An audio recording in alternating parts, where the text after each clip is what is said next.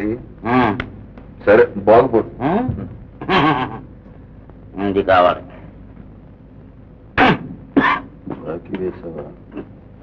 Sita time ఎంత?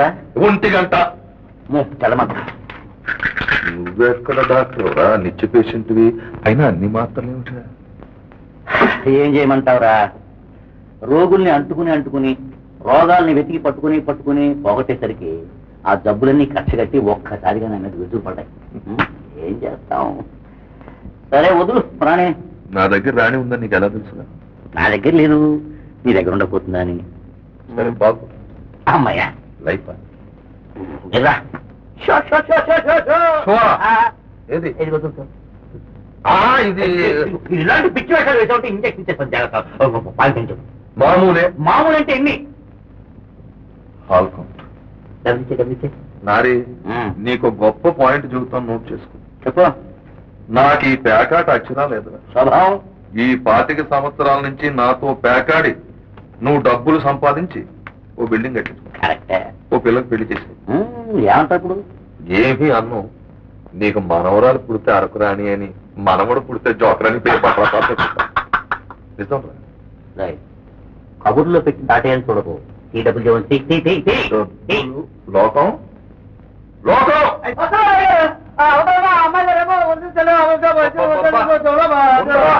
ఏమిటి చిందులు? నువ్వు చెప్పినట్టే చేస్తాం. ఏమిటో చెప్పు.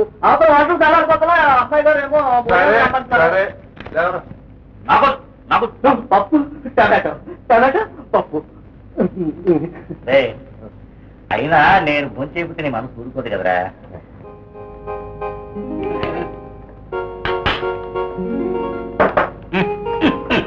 టమాటో పప్పు చిందబా. ఎవరా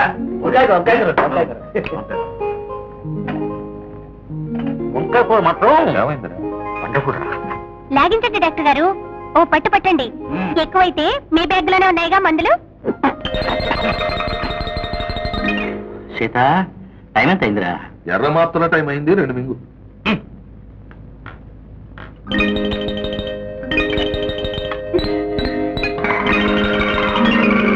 అన్నం తింటూ మాత్రలు వేసుకుంటారేమిటి అంకుల్? అన్ని కడుపులో పోయాయి కదమ్మా, నన్ను డిస్టర్బ్ చేయకపోతే నువ్వు.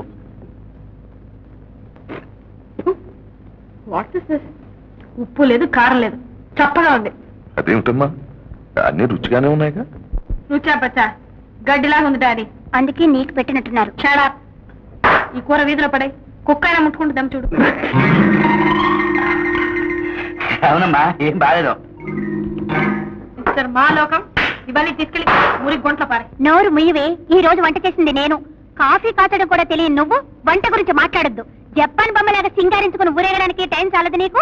ఇంటి గురించి వంట గురించి ఏం తెలుసని మాట్లాడుతున్నావు? ముయ్యి నోరు. ఊరేగుతానో ఊరేసుకుంటానో అది నా ఇష్టం. అడగా నువ్వెవరు? అంతెవరు చేస్తే బాగోలేదంటే బాగోలేదు. ఎక్కడుందా నాకు చూడండి డాడీ దాని పొగరు. భోజనం దగ్గర ఏమిటమ్మా ఈ గొడవ? సీత, గీతకి కాస్త మొండితనమే తప్ప చాలా మంచిది. తల్లి లేని పిల్ల కదా అని గారాభంగా పెంచావు. ఏదో కాస్త పెంకితనం అవుతుందంటే అడ్జస్ట్ అయిపో. డాడీ, ఓ మంచి మొరటవాడిని చూసి పెళ్లి చేసేయండి. చచ్చినట్టు పడి ఉంటుంది. సీత, నాకు తెలిసిన కుర్రాడు ఉన్నారా, బాగా చదువుకున్నవాడు, చాలా తెలివైనవాడు. బాబు ఆ సంబంధం రైట్ చేయరా? చేస్తాను. సీత, ఇందాక ఆటలో ఆడుకుంటారా? ఇచ్చేస్తాను, పూల్లో పెట్టి ఇచ్చేస్తాను రా. డబ్బు కోసమని కదరా, నాకు సెంటిమెంట్. అలాగే మంచి సంబంధమేనా అన్నయ్య గారు? అయ్యో, కళ్ళు మూసుకొని మరీ చేసుకోవచ్చమ్మా. మా గీత అప్సెస్ అనుకోండి. కాకపోతే ఆ మధ్య కాస్త ఒళ్ళు చేసిందంటే నా మాట విని ఏం ఆలోచించకుండా రేపే అబ్బాయిని తీసుకుని పెళ్లి చూపులకు రండి. రేపేనా? మరి వాళ్ళ నాన్నగారు అమెరికా నుంచి రావడానికి 6 నెలలైనా పడుతుంది అన్నగారు. 6 నెలల? ఏమిటమ్మా, అమెరికా నుంచి నడిచొస్తారేమిటి? సంబంధం నచ్చితే కేబుల్ ఇద్దాం, మర్నాటికి వాలిపోతారు. మీరు వచ్చి అమ్మాయిని చూసుకోండి ముందు. సరే అయితే. Very good. బాబు, ఎంతవరకు చదువుకున్నావు? జస్ట్ ఎంకామ్ ఫినిష్ చేశానండి. మా బిజినెస్ కంటిన్యూ చేద్దాం అనుకుంటున్నాను. అమ్మాయి మహాలక్ష్మిలా ఉంది. అదేనమ్మా, కమల అమ్మాయి గాని పెళ్లి కూతురు కాదు, రెండో అమ్మాయి. ఓ మీరా? మన ఇంటర్ యూనివర్సిటీస్ కాంపిటీషన్ లో మీకు డిబేట్ లో ఫస్ట్ ప్రైజ్ వచ్చింది కదండి. మీ స్పీచ్ నాకు చాలా బాగా నచ్చిందండి. అమ్మా, అతను వచ్చింది అక్కను చూడడానికి. గీత గీత గీత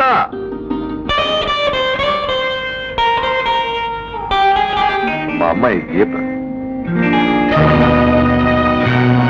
డాడీ వీళ్ళని వెంటనే ఇక్కడి నుంచి వెళ్ళిపోమనండి. ఈ పెళ్లికి నేను ఒప్పుకోను. అదేమిటమ్మా, ఎందుకని? భార్యను హేళన చేసే మనుషులంటే నాకు గిట్టదు. మిస్టర్ శంకర్ అలాంటి మనస్తత్వమే. అలాంటి మనిషితోనే ఎలా కలిసి బ్రతకుంది అది? శంకర్, ఈ అమ్మాయికి నీకు పరిచయం ఉందా? ఉందమ్మా. సీతాపతి గారి అమ్మాయిని మాత్రం తెలియదు. తెలిస్తే నిలుగుతూ ధనం పోసినా వచ్చేవాడిని కాదు. అదమ్మా వెళ్దాం. గీత, ఏమిటమ్మా ఇది? మన ఇంటికి బియ్యం పొందాలని వచ్చిన వాళ్ళని ఇలా అవమానించడం భావ్యం కాదు. సభ్యత లేని మనుషులతో ఇలాగే ప్రవర్తించాలి డాడీ. భార్యను పని మనిషిగాను వంట మనిషిగాను చూడాలని ఇతని అభిప్రాయం. భార్య జీవితానికి భర్త యజమానట. I want husband, not a master. నాకు కావాల్సింది భర్త డాడీ, యజమాని కాదు.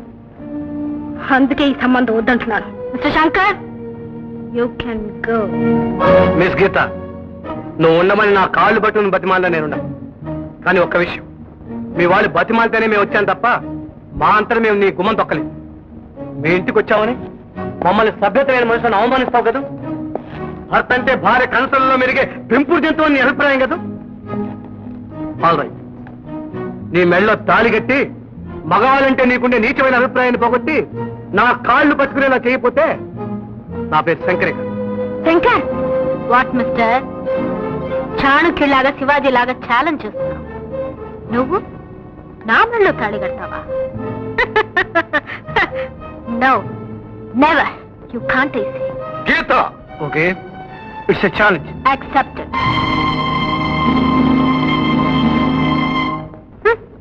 నేనేం పెద్ద తప్పు చేశానని డాడీ నా మీద కోపంగా ఉన్నారు. నా మనసులో ఉన్న మాట చెప్పాను, అది తప్ప. తనకి రాబోయే భార్య ఇలా ఉండాలని ఒక భర్త కోరుకోవచ్చు, కానీ తనకి రాబోయే భర్త ఇలా ఉండాలని ఒక భార్య కోరుకోకూడదా? కోరుకోవడంలో తప్పు లేదు కానీ అది ఇతరులకు అర్థం అయ్యేలా చెప్పాలి అంతే. లేమ్మా, భోంచొద్దు గానిలే. నన్ను రానుకో, తిన్నవి చాలు. పెద్ద ఆయనకి ఏంటి కోపం? నాగలేదా? మా అమ్మ కదూ, రా అమ్మా. అక్కర్లేదు. అమ్మ కదూ. వారే వారే వారే వారే, నువ్వు ఏడుండావా? నీకోసం ఇల్లంతా ఎతుకుతాండా. ఎందుకు? విటమిన్ గొట్టం మింగు. నేను మింగను. మింగను చెట్ట మింగు.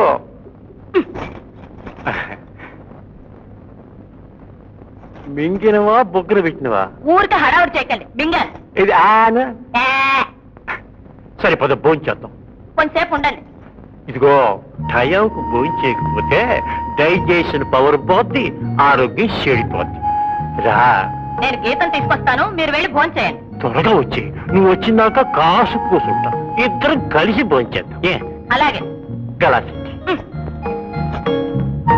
రామ్మా, భోంచొద్దు గాని. కరెక్ట్.